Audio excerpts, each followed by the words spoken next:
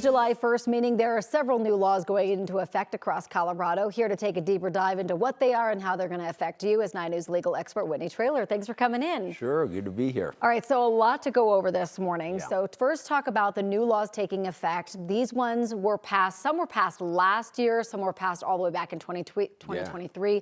Why such a delay in passing these? Yeah, well, they actually passed, but why the delay in them becoming becoming effective?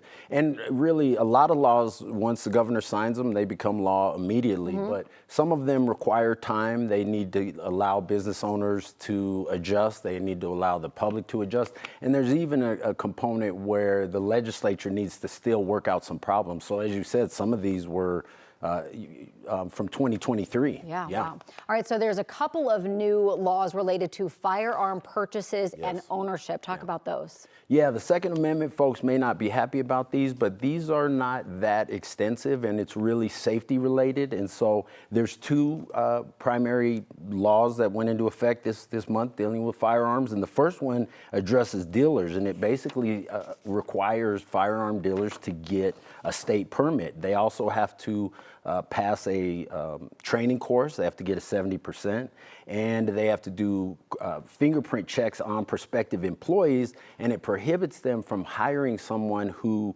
couldn't actually lawfully possess a gun. And so if they believe somebody purchased a firearm illegally, they have to inform law enforcement within 48 hours, and they can get up to a $250,000 fine if they don't do that. So that's dealing with dealers. And then, of course, with the concealed carry permit, they now, if you want your concealed carry, you have to complete and pass an 8-hour training course within 1 year of submitting the application. And so you have a written exam and a live fire exam. And it covers things like safe handling, safe storage, but importantly, it also addresses state law regarding use of deadly force for self-defense. So I think it's really good. They also require that you learn techniques for dealing with a criminal attack. So it's really around safety on these firearm regulations. Okay, the legislature also addressed housing needs in 2 different laws. Talk about those. Yeah, so there's 2 new laws. One is related, it's called the Granny Flat Law. It's related to accessory dwelling units. Had to make sure I said that right, ADUs. And those are the units that a lot of people are putting behind their homes for their mother-in-law or mother to rent out, that kind of thing. And essentially the legislature just made it easier to build those ADUs. And so it requires some towns and cities to allow homeowners to actually build the ADUs if there's already single-family homes in that area. And so they can't pass laws making it more difficult for those ADUs. And this is really to address the housing crisis the affordability crisis.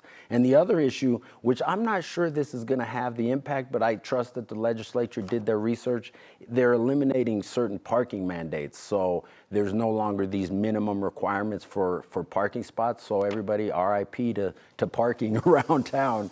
And so there's certain exceptions if you're within a certain distance of a train stop, the RTD, you can do these minimum spaces, but you no longer, if you're building multi-units, you no longer have to hit certain minimum requirements in terms of having parking spots. It was like 1 parking spot per bedroom in the unit or something like that, or something weird. Okay. And they said each spot cost, I think, up to $10,000 in additional costs. So we'll see how because there's already people really upset about parking, and we're trying to get to be more of a walking and biking city. So we'll see if it has an impact. Lime scooters, here we come. That's the way to get around, I guess. I don't know. All right, so we have a full list of the new laws going into effect on our website at 9news.com, and we're going to continue this conversation with Whitney coming up at 8:10. We're going to go over some more laws as well, so stick around. I'll be back. All right, Whitney, thank you.